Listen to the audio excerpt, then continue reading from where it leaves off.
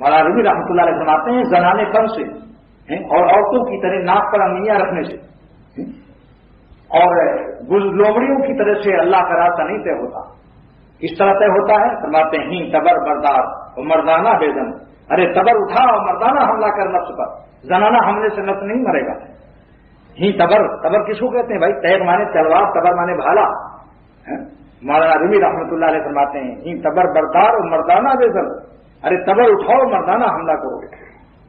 کیوں علی واری در خیبر شکن، مثل علی رضی اللہ تعالیٰ عنہ کے در خیبر کو توڑ دو، پتہ کرو. ہمت سے کام لو تو سب گناہ چھوٹ سکتے، اور اگر ہمت نہ کرو تو پیشہ پیخانہ کھاتے ہوئے موت آئے گی. اسی گناہوں میں گناہ کی حالت میں مجرمانہ موت کس پر آئے گی؟ سوچ لو.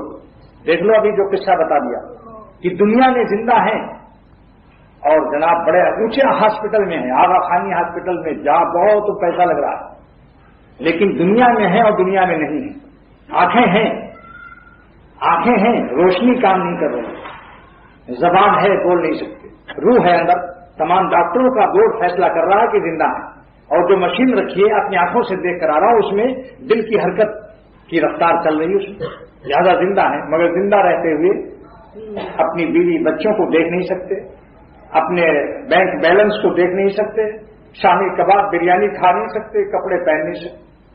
دنیا میں رہتے ہوئے دنیا سے کنارہ کش ہو گئے مجبوراً. اللہ کے رسول صلی اللہ تعالی وسلم فرماتے ہیں کہ فرماتے ہیں کہ حاسبوا قبل ان تحاسبوا، حساب پہلے ہی کر لو قبل اس کے کہ تمہارا حساب قیامت کے دن ہو. موتو قبل ان تموتو حدیث نہیں ہے، قول مشایخ رحمۃ اللہ علیہ قاری نے لکھا ہے موضوعات کبیر میں، لیکن مضمون صحیح ہے. مرنے سے پہلے ہی سمجھ لو ایک دن ایسے ہی ہونا ہے. دنیا میں رہیے مگر دل کو دنیا میں نہ لگائیے.